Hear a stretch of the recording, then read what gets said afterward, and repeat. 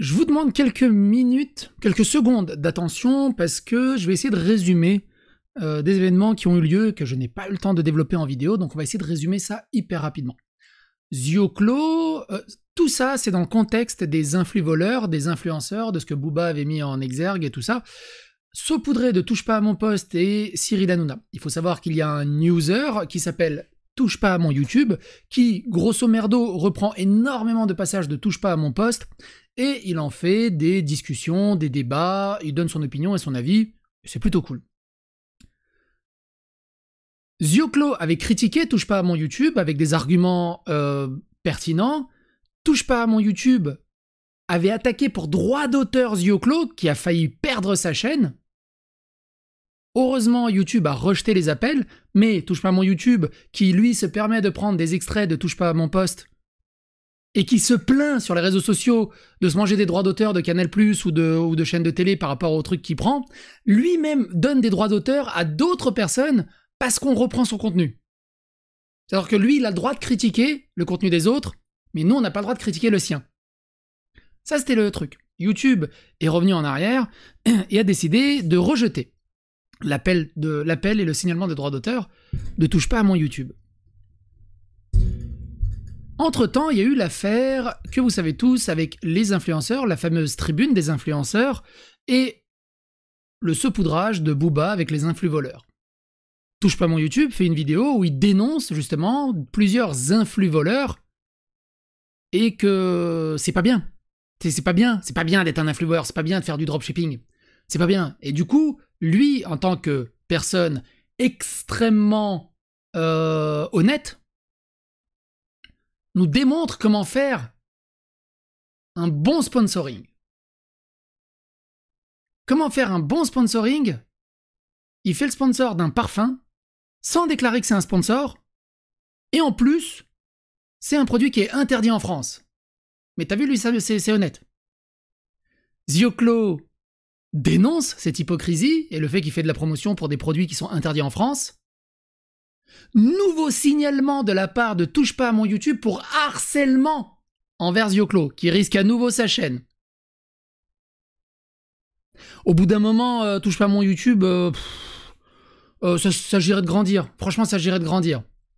Et de pas employer des outils et des armes et des agissements que soi-disant tu dénonces. Bref, on va faire le tour de cette histoire.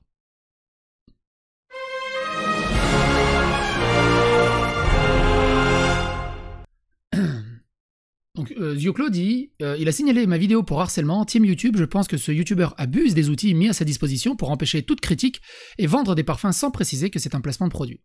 Et encore, au-delà de ça, au-delà de cette histoire de placement de produit, vous allez voir, le problème il est ailleurs.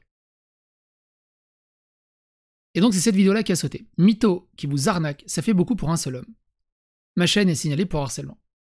Soit dit avant, vous pouvez fouiller, il avait fait des vidéos justement où il risquait sa chaîne pour des signalements de droits d'auteur, qui heureusement étaient rejetés.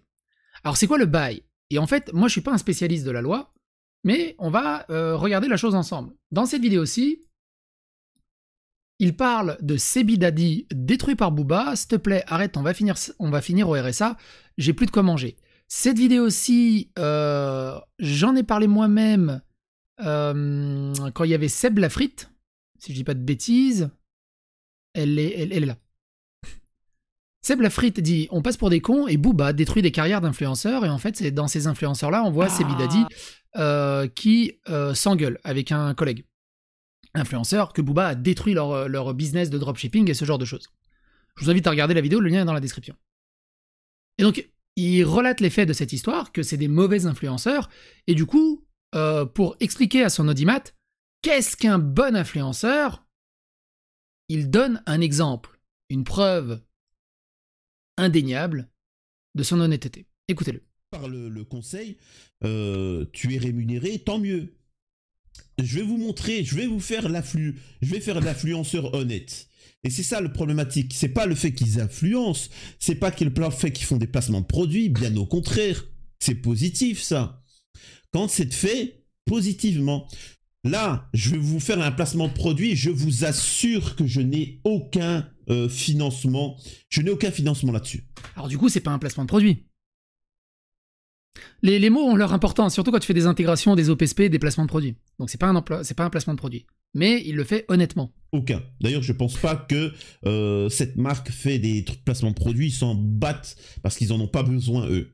Eux, c'est leurs produits qui font la pub, pas des petits influenceurs. Les placements de produits des influenceurs, c'est quoi? C'est des produits toxiques qui coûtent 1 euro sur Wish et qui te vendent ça 200 euros.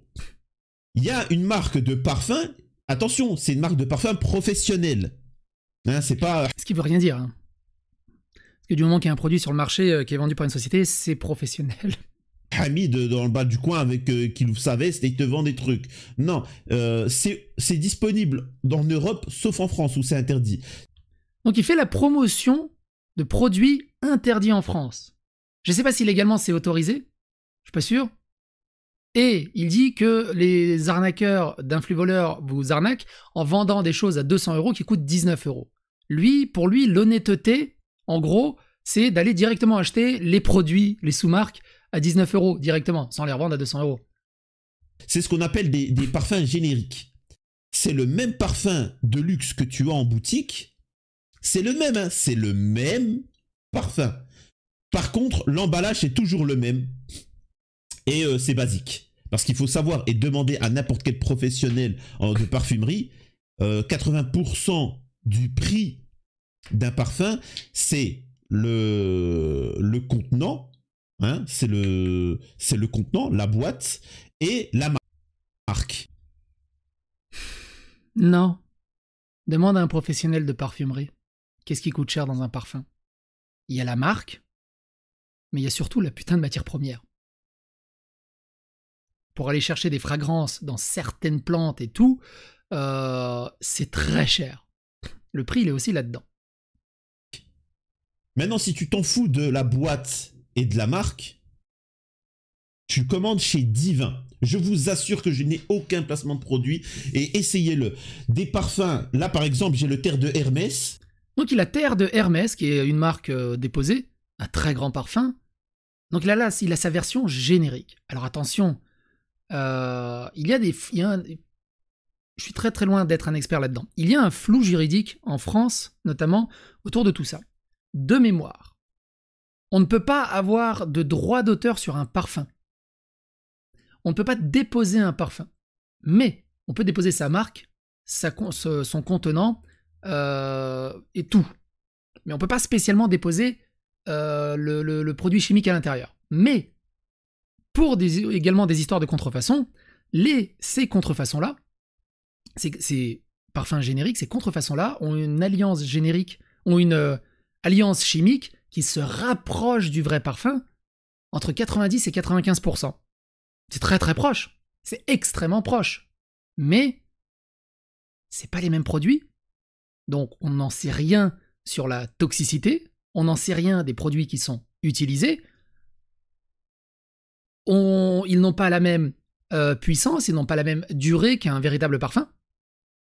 De toute façon, ça s'explique par le prix aussi. Quand tu payes un parfum 60 euros et que l'autre tu le payes 5 euros, oui, l'odeur s'en rapproche. Des fois même à 98%.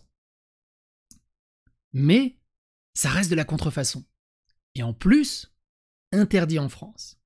Est-ce qu'on a le droit de faire de la sponsor pour des produits interdits en France et de la contrefaçon sur YouTube et sur Internet? Je suis pas sûr. Je suis pas juriste, je suis pas sûr. J'ai d'autres parfums, je les ai tous. Ça coûte 16 balles. 16 balles des parfums qui coûtent 200 euros. Et toi, touche pas à mon YouTube. Dans ton honnêteté incroyable, est-ce que tu t'es pas demandé? C'est quand même bizarre, hein, un truc qui coûte 200 balles et là ça coûte que 16 balles. Alors que c'est la même chose. Tu t'es pas juste dit c'est peut-être normal que ça soit interdit en France. C'est peut-être normal que ça soit aussi peu cher. Tu sais, c'est comme si tu prends ton sac Gucci à 2000 euros et ton sac Gucci à 25 euros à Place d'Italie. Place Clignancourt, pardon. Oui, c'est la même chose, tu peux lécher les deux, ça aura à peu près pareil. Sauf qu'il y en a un où je pense que ta langue elle va avoir des boutons. Comment tu peux faire la promotion d'un produit où tu ne sais rien, qui est contrefait, Alors oui, tu le revends pas plus cher comme les influx-voleurs, parce que les influx-voleurs font ça. Ils rachètent ces produits bas de gamme et ils te disent « Regarde comment c'est bien. Regarde, je le vends à 300 €, mais en ce moment, il y a un discount, je le vends que à 200 €. Achète. » Et en fait, il vaut 15 € le machin. Prenez-en un. Allez commander, tapez sur Divin. C'est disponible que sur Internet. En France, il n'y a pas de boutique Divin. Commandez sur Internet et vous verrez que vous allez faire une économie. Au lieu de payer des trucs à 200 balles, vous allez les payer 17 balles.